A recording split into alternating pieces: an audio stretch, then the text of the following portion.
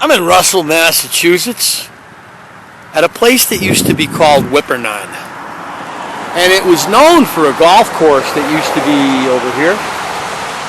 It was a 9-hole golf course. And I remember playing the golf course several times when I was in my 20s.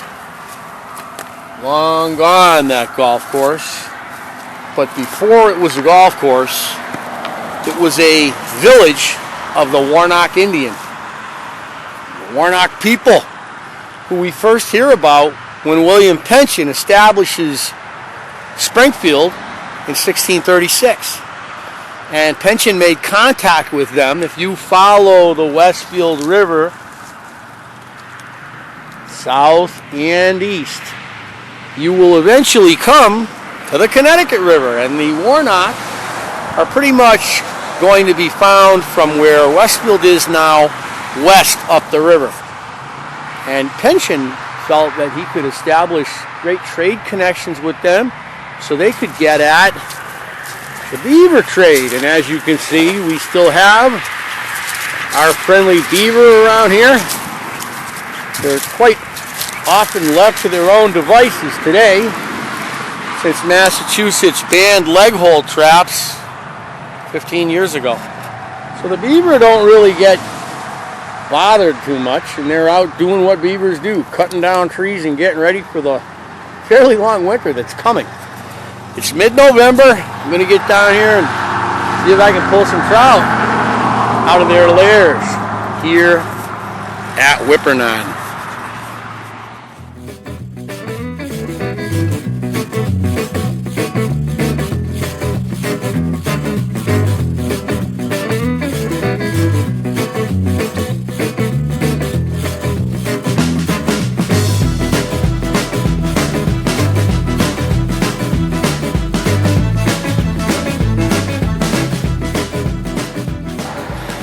So I'm stumbling down to an inflow here. You got some rapids spilling down from Indian River in Russell, which is a dam.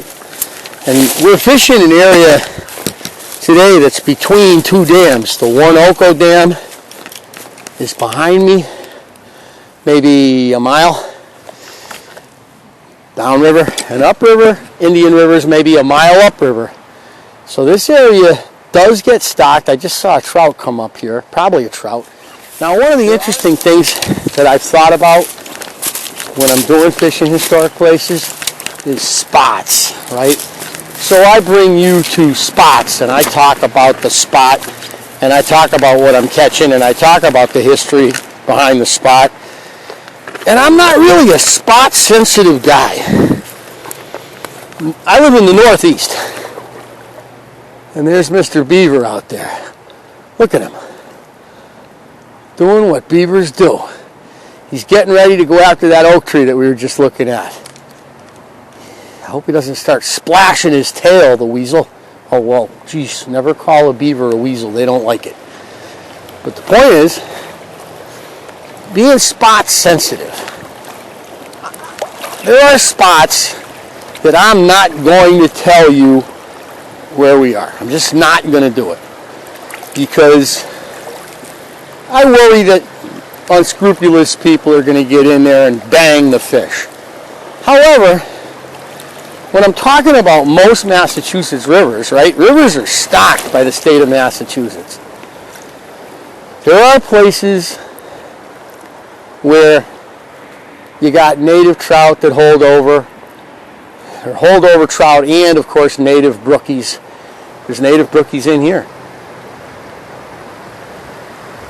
And you know what's cool right now? Looking up there, there's ice caps on those rocks. Those rocks have got ice on them right now. It was a really cold night last night up here, and you can still see the ice on the rocks. That's cool. I'm getting out here to my rock. I like to get to this rock. But as far as spot sensitivity goes, there's some ponds especially that I'm not going to tell you where I am.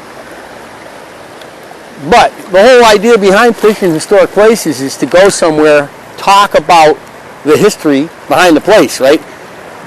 Rivers, are generally getting stocked.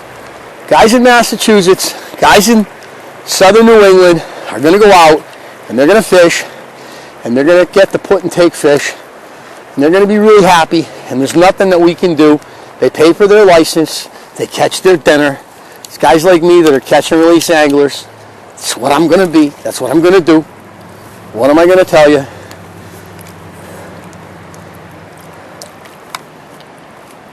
These rivers and these ponds and lakes have been dealing with meat packers for a long time. They're going to be dealing with meat packers for a long time. Let's throw the Euro nymph to start right here. I got a big, heavy imitation minnow on here. I'm going to be taking off very quick, but I figure why the heck, I got it on, why the heck not? Throw it and see if I can get somebody to bang it as I drift it along. I'm leading it a little bit like I like to do.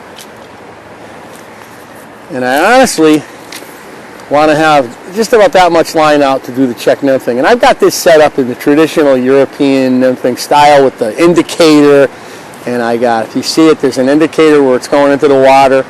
And then there's some, I think it's 10-pound test, 15-pound test, right to 20-pound mono right here, 25-pound mono. What I've been doing lately, this is a rod that I set up a couple of years ago. What I've been doing lately is I've been using 4-pound test. Just mono. I don't use fly line at all. There's fly line under this massive leader that I have here. I feel like you don't need fly line for Euro nymphing. If you're going to have a Euro nymphing outfit, why do you even want to put fly line on it?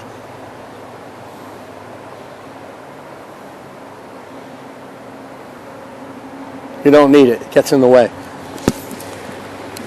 So I'm doing a little bit of a longer attack here than I normally would do. This is more what you would call French nymphing, and I got a heavy enough nymph on there that I can really get it out there into that current. I just had a hit. I did not anticipate doing that. Wow. So right on the other side of the river here is the Western Railroad. I keep saying I'm going to cross the river. I probably should. Since I'm here at like 3 o'clock in the afternoon, I got about an hour and a half to fish. I had to try crossing the river. Because if I do that, I'm going to get a really nice, a better drift than I'm getting right here. This isn't a bad drift. I've caught a lot of fish here, but I look over there. The fishing's always better on the other side of the river. Like the grass is always greener on the other side of the hill, right? Took off the streamer and put on the big old stimulator, figuring that the stimulator might stimulate something at this sad time of year as the ice is capping the rocks over there. You can see the ice glazing the rocks, showing you how cold it was last night. Now it's like 60 degrees right now, so that ice is clearly... Oh, one just took a shot at me, missed it. He went for the stem. Oh, there he is. But I missed him because I had so much... Oh, no, I got him. What was that, you're asking? Oh, and what is it? It's a rainbow. The state of Massachusetts. That was how to do everything wrong. I literally had so much slack in my line as I was looking at the glazed rocks, and Mr. Rainbow gave me a go. Oh! I hurt a mouth. I like to hurt a mouth once in a while. You know, you hurt a mouth, and you're going to then avoid that fish falling victim to a meat packer. I don't know if you guys think like I do, but oh, look at him. Oh, Mr. Rainbow. He couldn't resist the stimulator. Wow. Dry fly. November. Oh. Oh, come on, baby. There he is. Yeah. Well, he's a little dark for a stocky, too. He might be a holdover. No. Nice little chunker. Look at him. Whoa! And into the water he goes. Well, that was nice. Gotta love doing everything wrong once in a while. How many times do you do everything right and catch nothing? So it makes you feel good to do everything wrong. And catch. EURONYMPH. Keep it moving. Get it in the water and move it along. Keep contact with your nymph.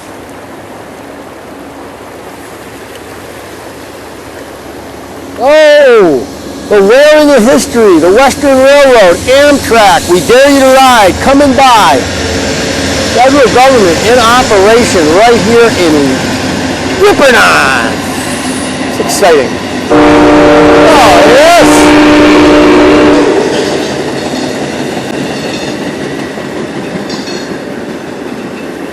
That's the Western Railroad laid through in the 1830s. I got to shoot an episode just on the Western one of these days. So much of the area of Massachusetts I live in is paralleled by the Western. I can do it in a whole bunch of places. Maybe I should put together a conglomerate. Might have been a whack right there. So looking at the river right now, as the sun's going down, I can see a few fish.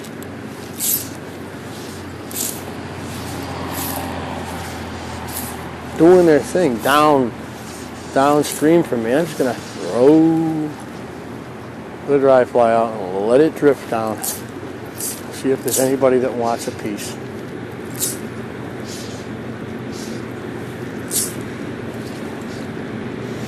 This is a big pool. It's a pool that's about 200 yards long. It spills out down there. Up current's a waterfall. And here comes CSX. 1, 2, 3 engines towing. A serious load here. Well, as I was saying, Woronoc down the river, Whippernon here, down a little further Toccoa, 3 villages where the Woronoc people lived, or the Woronoc as I like to say, because all over southern New England, native people's names end on a K or a hard C. Nipmuc, Pocumtuck, Norwatuck, they're not a tuck, I mean hard C. And then we got Woronoc. I don't know of any other native people who end with an O in the Northeast. You get Og, you get on the end, but you don't get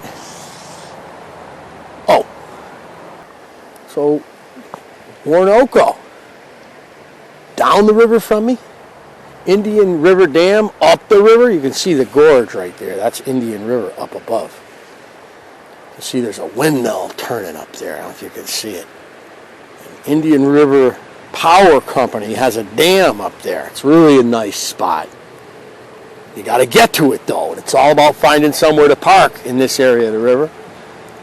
There's a few places you can pull off, and don't be afraid. It's not like some of your states. If you're fishing Massachusetts, we are a commonwealth, and that means that the lakes and the rivers and the ponds and the woods belong to us, unless they're properly posted. And even then, keeping somebody off a river is not an easy thing.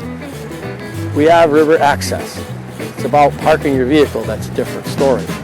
You can walk across undeveloped frontage in Massachusetts to access a body of water for fishing, trapping, hunting. Interesting, huh?